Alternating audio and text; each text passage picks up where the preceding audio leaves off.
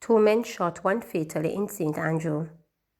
Police have launched an investigation into the shooting death of a man and the injuring of another following a gun attack on Manning Hill Road in St. Andrew on Friday.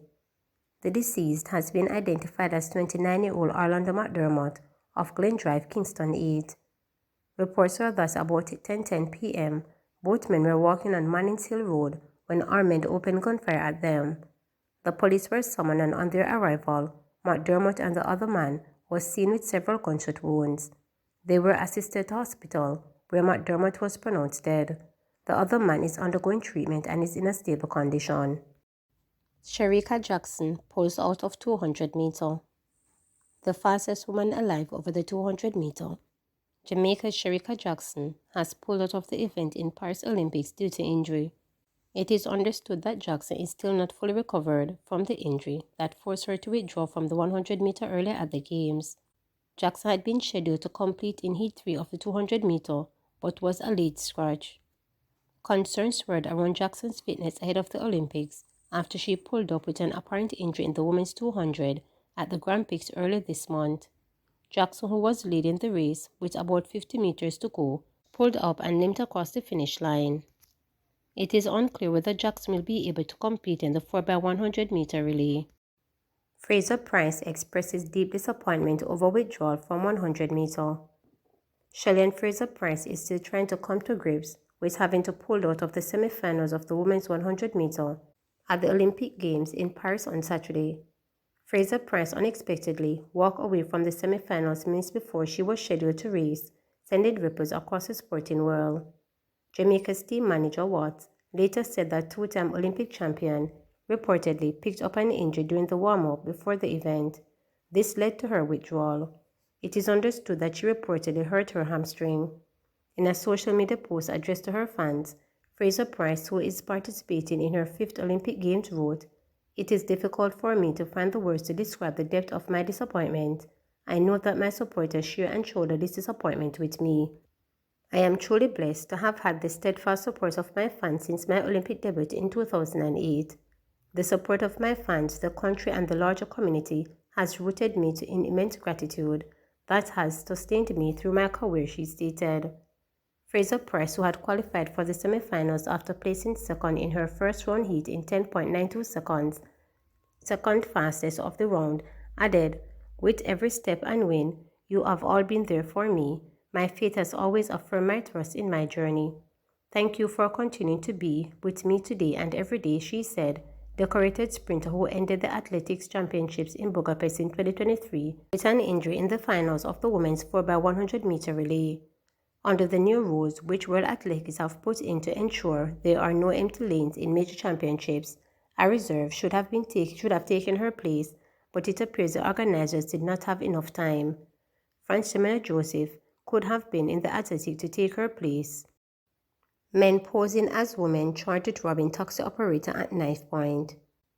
3 men reportedly dressed as women have been charged after they allegedly beat and robbed a taxi driver at knife point of approximately $100,000 worth of items and cash in Kingston on Friday. The men have been charged with robbery aggravation. They are 26-year-old Giovanni Miller, otherwise called Jade of Three Hills District, St. Mary, 23-year-old Dwight Davis, otherwise called Kayla, of Little London, Westmoreland, and 19-year-old Nikhil Hutchinson, otherwise called Talia, a cosmetologist of West Street, Kingston.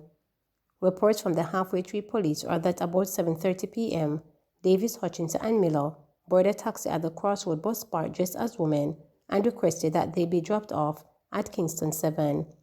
Upon reaching the address, Davis reportedly placed a knife against the taxi driver's throat and removed the keys from the ignition of the vehicle. The accused also took the taxi operator's telephone before dragging him from the vehicle in a dwelling house at the location. The men are also accused of robbing the taxi operator of his black Samsung tablet valued at $10,000, a Samsung Galaxy X20 smartphone valued at $72,000, and $18,000 cash. The taximan was also severely beaten before he was thrown from the house with his car keys only, reports stated. A report was made to the police and an operation conducted at the premises where all the accused were found. They were arrested and subsequently charged. A court date is being arranged for them. Cops escaped with minor injuries after service vehicle overturns in St. James. Several members of the Jamaica Constabulary Force JCF are counting their lucky stars as they suffered minor injuries after the vehicle they were traveling in overturned. The accident happened along the Wilshire Main Road, which is just by the border of St. James and Trelawney. The situation was confirmed by a senior police officer who explained that the team traveling in the vehicle were from the St. James Division. However, while he did not say the injuries were minor, he did not go into details as to what injuries the individuals had suffered.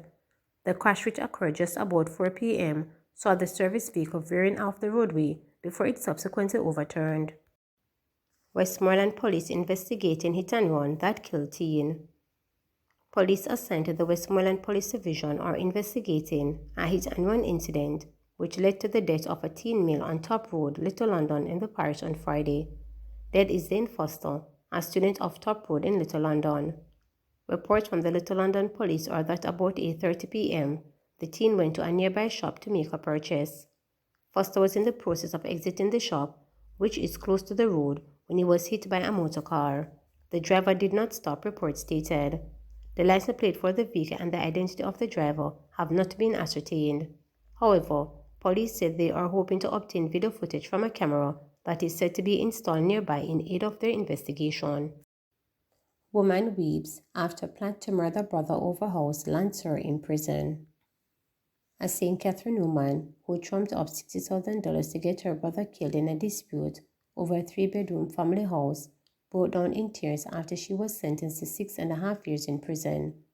The 45-year-old friend in Jamaica, Alicia Rose of Yuatan, sought assistance from 2 persons, including her tenant, to get her brother killed and had deposited $20,000 on the contract. She was found guilty of conspiracy to murder following a trial in the Home Circuit Court in May. On Wednesday, while Justice Dale Palmer was handing down the sentence, the stout-built convict, who was dressed in a grey blouse and blue jeans pants, sat down in the dock and gripped the railing tightly as she bowed her head and wept. Rose's ex-tenant testified during the trial that in December 2013, she rented a bar owned by the furniture maker on premises on Olympic Way in Kingston, where a 3-bedroom house was also located. The following month, Rose approached the tenant and told her that she wanted to get rid of her brother and that the previous tenant had promised to do it but never did. The tenant was told that if she could not get the killing done, she would be asked to leave. Rose, the court heard, sent numerous texts to the tenant telling her that the time was running out and urged her to get the job done. According to the tenant, Rose did not collect her rent for January as she felt that she could not carry out the hit and therefore could not stay at the premises. The tenant, however, told one of her customers about the plot in February and told him where to find Rose. Rose subsequently gave the tenant $20,000 to pay the customer, who never came for the money. The money was returned to Rose, who became angry and gave the tenant notice the following day. Both the tenant and customer later reported the matter to the police. The brother told the court that when he went to live at the house in 2005, Rose was not living there but had a bar there. He said in 2014, his sister attacked him with a cutlass after she removed his furniture from off the veranda and locked the grill. The police were summoned and were told by both his mother and Rose that they wanted to throw him off the property. In March, the brother later found out about the plot to have him killed and that Rose had secretly moved out of the house 2 weeks before. According to the brother, the news left him in deep shock. Having heard the dreadful news, the brother said he brought a flask of rum, Magnum, and a bag of weed, and that while drinking, smoking, and looking at the whole situation, saw his life flashing before his eyes. The brother said he also saw his sister's life and 3 other people's lives, but that he prayed for Rose. He too later reported the matter to the police. Meanwhile, before the sentence was passed, attorney at law Esther Reed, in her plea in mitigation, begged the judge to give Rose a non-custodial sentence, noting that she was a perfect candidate. Reed told the judge that her client had no previous offenses and that she was her first brush with the law.